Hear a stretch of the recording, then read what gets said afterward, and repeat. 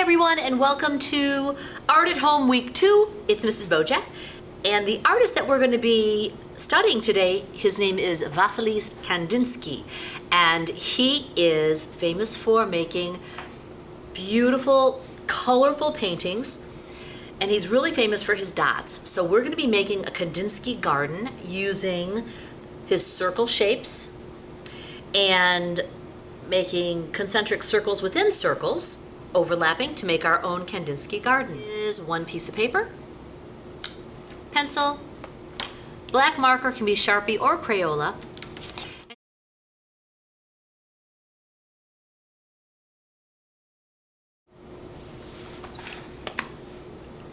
You also might need tracers for circles, and you can use lids or any of these items, or you could just draw your own. Start with your pencil. I'm going to jump in with Sharpie.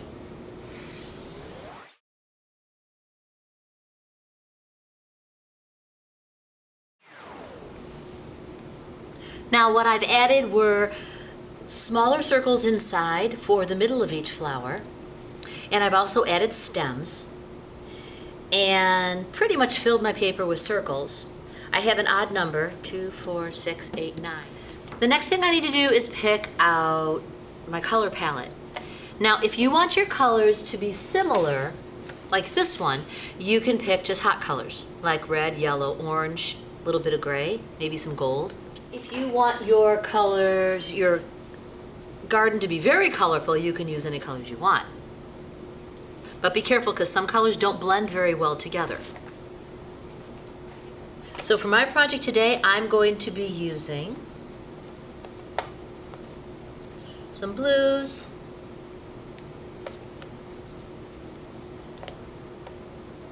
orange and green, my favorite purple, probably a little bit of this nice brown. I may not use them all, but that's what I'm going to start with.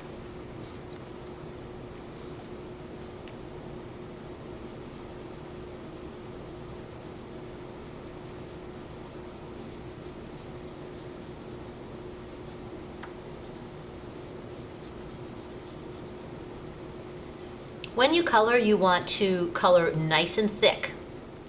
So press really hard. And again, just like last week's lesson, you want to repeat the color.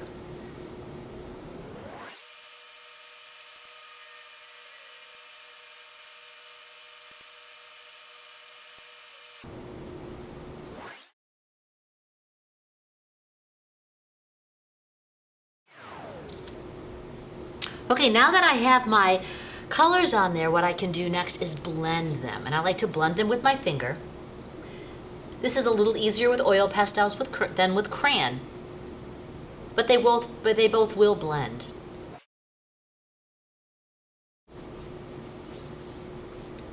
Now the last two things that I want to do are I want to color in my stems. I'm just going to trace over those.